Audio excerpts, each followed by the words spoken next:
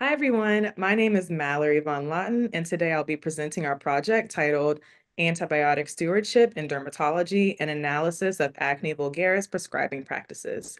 This was a collaborative effort with Vaishnavi Ralapal, Madeline Obuya, and Dr. Tiffany Mayo at the University of Alabama at Birmingham. Acne vulgaris is among the most commonly treated conditions in dermatology. Oral antibiotics are an important therapeutic option, but prolonged use has its consequences, especially regarding resistance.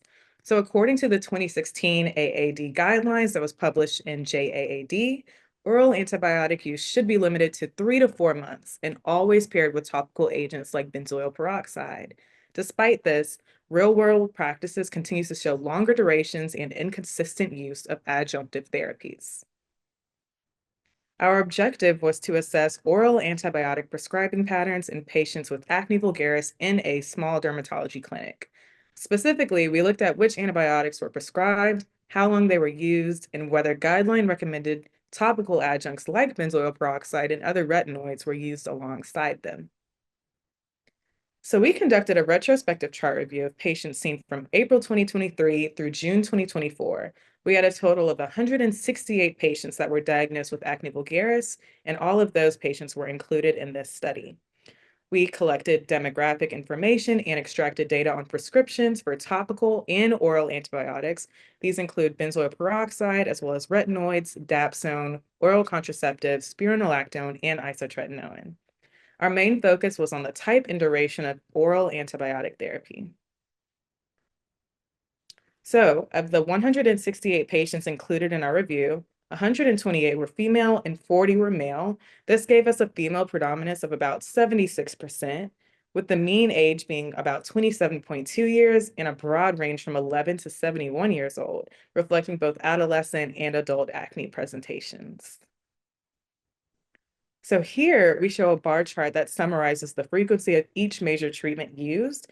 So you can see 55% of patients received benzoyl peroxide, 68% were prescribed topical retinoids, and 70% received topical antibiotics. Oral antibiotics were prescribed to about 35% of patients, and among those, the vast majority were placed on doxycycline. This chart here compares actual antibiotic duration in our cohort with the guideline range. As you can see, the mean duration was about 7.08 months, with a median of 5 months, both of which exceed the recommended maximum of 4 months. Some patients were treated with oral antibiotics for up to 3 years, which raises concern about resistance, microbiome health, and adherence to evidence-based care. Among patients who completed a course of antibiotics, 28% transitioned to oral isotretinoin and 24% were switched to spironolactone. However, nearly half of the patients were not transitioned to any long-term therapy following antibiotic use. This suggests an opportunity to improve the continuity of care as well as long-term treatment planning. To summarize, we found that oral antibiotics were often used for longer than guidelines recommend, and benzoyl peroxide was underutilized in many regimens.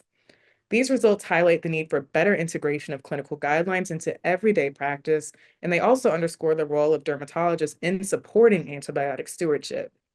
So our findings suggest several actionable steps. First, provider education efforts that can reinforce the best practices from AAD guidelines.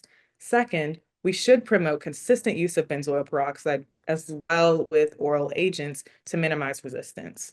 And third, setting explicit stop dates or follow-up checkpoints for antibiotic therapy that should help reduce the prolonged usage that we saw in our study. Lastly, we do think that this type of analysis could inform future quality improvement projects, such as audit and feedback models or potential stewardship interventions.